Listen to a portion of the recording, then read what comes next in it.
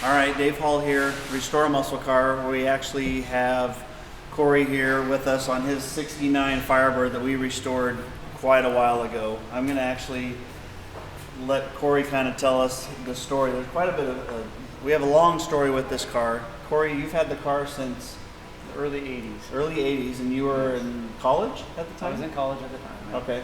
So you live north of here, up in Wahoo, which is about a half hour, 45 minutes roughly. So you drove it around in college? Very little. Okay. It was a car that I saw for sale in Daly, Nebraska, and had wanted one for a long time. Didn't have any money for one, being in college.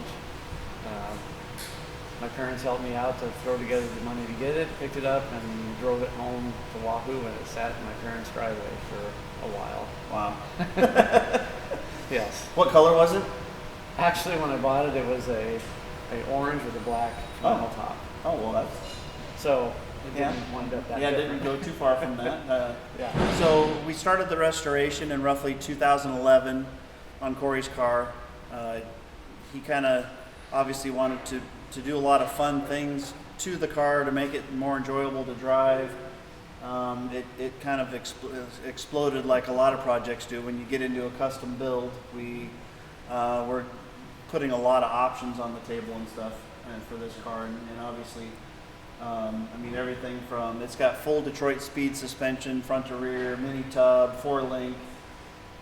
It's got the custom billet wheels that we had designed and made for the car, BF Goodrich tires. Is it a 455? 455. Built 455 Pontiac motor in it.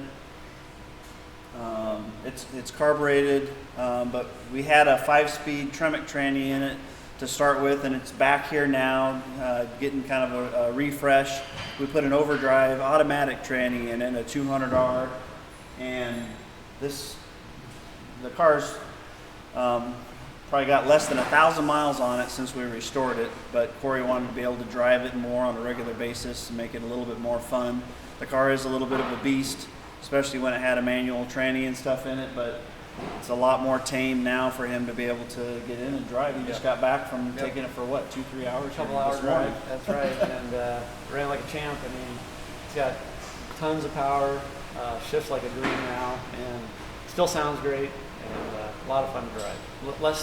Less stressful than when I had the 5-speed, and mainly that came from me just knowing the history and the investment in this car. I needed to be able to feel good and relaxed when I drive it, and that's the way it drives now, and it's awesome. So this car, when we got it done, was the first event we took it to, was it the Trans Am Nationals, or was it SEMA? It was SEMA. So we took it to SEMA first in 2013, Yeah. and then after that it went to the Trans Am Nationals, and then did we go straight to the Foose event then? After that? I did, I think so, yeah. We did also, so the Trans Am Nationals in Dayton, Ohio, after it was in Vegas for SEMA, and then it went to Atlanta, basically. We shipped it down there for a Chip Foose event with Year One to raise money for kids with progeria. Something we did for years and years to help raise money for kids. Anyway, Cory's car was down there, and got pictures with Chip Foose. Chip signed the dash, or actually the console on this car, and it went to a couple other big name shows here locally. The World of Wheels indoor car show, which it was probably at prior to even going to Atlanta and Trans Am Nationals. But anyway, Marquez Design helped design a lot of the interior components in this car. It's got a carbon fiber wrap on the ceiling, full custom made dash, gauges, Recaro seats, all the bells and whistles. It's a very fun car to drive. When we actually built the car, we custom made the front grills with a honeycomb accent similar to like what the 72 Trans Ams had. A lot of other unique things. Ryan here in the shop, one of our detailers and decal guy, he actually came up with this design for the wrap decals and stuff that we put on a flat black decal for the hood, and I'll have Dylan take some video and pictures of the rest of the car and the custom stripes on the rear spoiler. We went with the Trans Am theme, obviously, for the overall body look, but the O2 Sundance Orange Sunset orange metallic. Sunset orange Yeah, metallic. O2. Yep. And you know, it was important to me that the car have basically what a '69 Trans Am had on it. You know, like the rear spoiler, like that was a part of it. We didn't do the air extractor coverage on the side. We did something a little different, and which I love. Yes. But the car is very original looking from an appearance standpoint, as far as the features that are on it, and some of the things we did to it are very subtle. You know, the mirrors, the side mirrors look fantastic on the car, but obviously that's not what the car had when it was built. Right. But there's a lot of subtleties that you guys worked into the car that you can spend a lot of time just looking at it, trying to figure out, is that original or is that something you guys did to it? Actually, the client that we're doing that '69 Trans Am for in the background here, he saw your mirrors on your car and wanted them like that. Oh, really? Yeah.